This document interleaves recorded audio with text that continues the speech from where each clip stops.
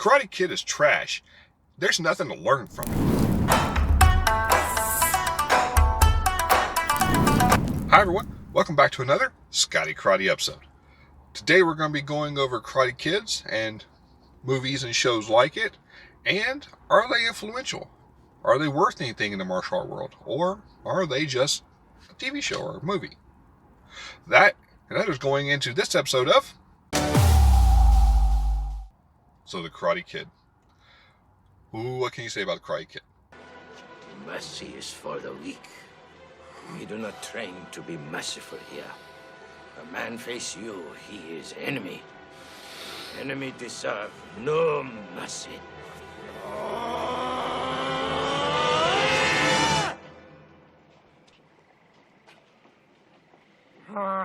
When you think of martial art movies, it's up there. You have people that you can tell them, like, oh, have you seen Enter the Dragon? Like, oh, Bruce Lee, yeah. Or, you can say, oh, have you seen this? Like, oh, Chuck Norris, heck yeah. And there's always those movies, and there's always everybody's favorites. Then there's movies that just kind of transcend that. So you have people that like martial arts, you have people that train martial arts, and you have people that don't really care either way. Karate Kid's one of those movies that kind of struck with everybody, all the way across the board.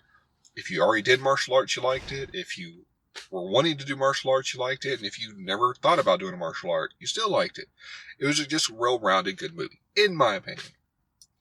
This is a movie review, but I wanted to bring it to the forefront because, for example, we have the new TV show, the Cobra Kai series. It's doing very well. People are enjoying it. And it's bringing these things back up. And are they influential? Are they important to the martial art community? And just with the original Karate Kid, I'll just straight up say, yeah, it is. Now, are there more influential movies? Maybe. I'm not going to debate that. I'm sure there are a lot of other people that can point to, say, Enter the Dragon and go, that's what changed martial arts. That might very well be true. But for me personally, that's all I can talk to, Karate Kid is the one that did it. One Bruce Lee, one Chuck Norris. It was Karate Kid. I was very young when I watched it. 5-ish. And I fell in love with it. I was like, that is great. I want to be a karateka. I want to know karate. So my mom did like most parents, found a local school, enrolled me. And that's when I started training karate. And it was because directly of that movie. Now, is that a good thing? It got me into it. And it's got me into something that I do love and I do care about. It did bring some baggage. So, what do I mean by that? So, for example, just fun little tidbit.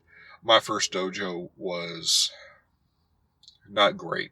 It wasn't a good one. I wouldn't recommend it. It wasn't anything special. It was just another place. But one thing that he kept focusing on, and mainly because I was a child, is you have to keep your hands up, fists closed, and in front of you. Well, I don't want to do that because Daniel LaRusso did this, like panther paw stance when he fought. So I know I did that in class. I mean, this is many years ago. I know my instructor was probably just livid because I wasn't the only one. I mean, the boom in karate after that movie was crazy. So it influenced me in good and bad ways. It got me into the dojo, and that's the important part. But it also made me have a jaded view of what karate was because I thought it should be like the movie. And it's not. Not really. I mean, I think Karate Kid is probably one of the closest I've seen in mainstream media that shows more karate. By the way, I'm not talking about that garbage remake that is Kung Fu. If you want to do Kung Fu, that's Kung Fu. That's great. But don't call it Karate Kid. I mean, I'm not even going to talk about that one. It doesn't exist in my world. The Karate Kid remake does not exist in this dojo, does it? So, it is, and it's an influential movie. I enjoyed it, and I really like and I'm sure if you've ever seen it, the Miyagi scene where he's training Daniel on how to do basic karate moves, circle block, down block, so forth, by using chores. Wax on, wax off. Wax on, wax off, wax on, hot. Wax off, hot. Concentrate. That was just awesome. And the fact that they were actual karate moves makes it even better, because it wasn't a made up, it wasn't something they're striving to like pull from the ether and go, oh, this makes sense. No, they actually found a way to make it practical. It was a very good movie. Because of that, it influenced a lot of people. The new Cobra Kai series is also doing it. My kids love it, and they are wanting to do martial arts more. Some because I do it, some because they like it, they see it. So, because of that, they're wanting to do it. Now, with that being said, there are lots, and I do mean lots, of garbage movies and TV shows that show, I mean, just absolute falsehoods. First off, they'll say something is karate when it's not.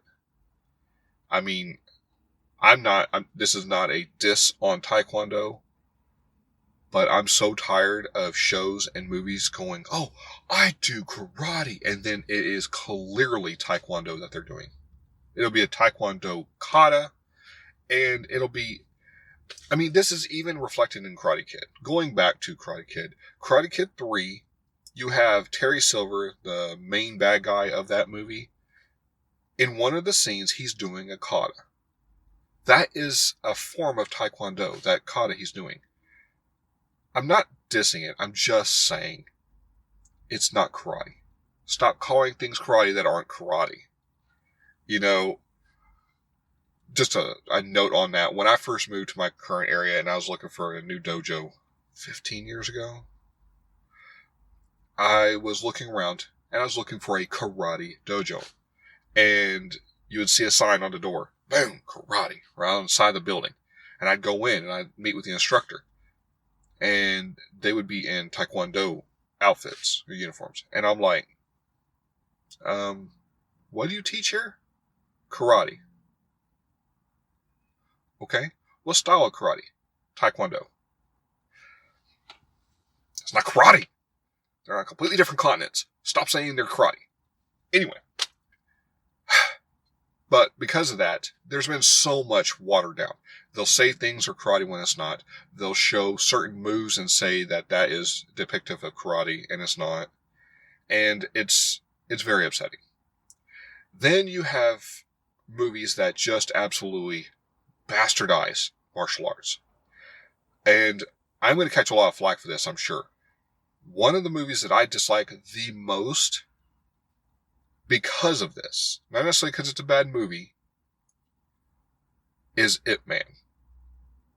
Okay, now stay with me. I'll put a thing up so you can see what I'm talking about. I'm so tired of movies and TV shows where they diss karate. Well, any martial art in general. I'm not trying to pick on that, but we're talking about karate today. For like this scene, they will literally take a dojo of nothing but black belt karate practitioners. They'll have one dude go in and fight all of them at the exact same time and just beat the living daylights out of them. It's not like he went in and fought one dude and he won. For example, a good version of this will be Fearless with Jet Li, where the final battle is against a karate practitioner.